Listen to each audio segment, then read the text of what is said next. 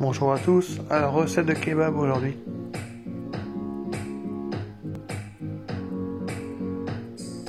Je vais commencer par les pains. Donc pour les pains pita, je vais mettre un demi-sachet de levure. Je vais rajouter 107 g d'eau et une cuillère à café de miel. Quand la levure est bien fondue dans l'eau, je vais ajouter ma farine. Donc je vais ajouter 200 g de farine. Donc la mienne c'est une farine de type 0, donc une farine à pizza. J'ajoute 2 cuillères à soupe d'huile d'olive et 4 g de sel. Je vais mélanger au batteur à peu près pendant 5-6 minutes. Quand la pâte se décolle de la cuve, je vais pouvoir l'arrêter.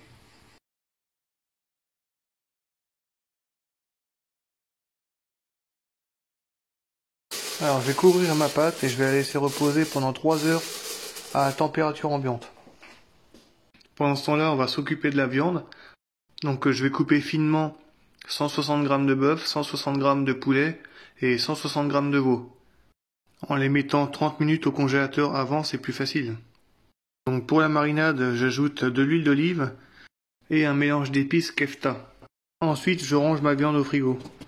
Alors quand ma pâte a reposé 3 heures, je vais la diviser en 3 et je vais l'étaler en long.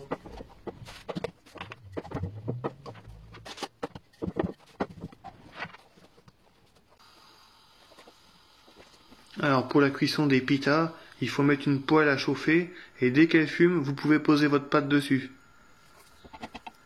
Dès qu'elle fait des bulles, il faut la retourner. Il faudra retourner la pâte 3-4 fois et à chaque fois 1 minute de chaque côté. Et dès qu'elle gonfle, vous pourrez arrêter la cuisson.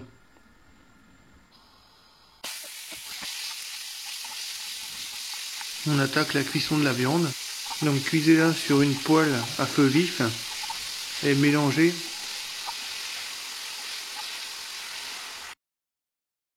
Alors pour la sauce blanche, on va presser une gousse d'ail.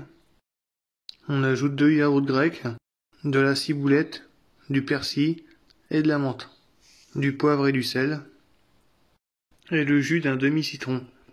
Une petite cuillère à café de cumin. Il ne reste plus qu'à garnir le pita, donc on commence par la sauce blanche forcément. La salade, oignons, tomates, la viande. Et voilà. Dites-moi ce que vous en pensez en commentaire. Merci.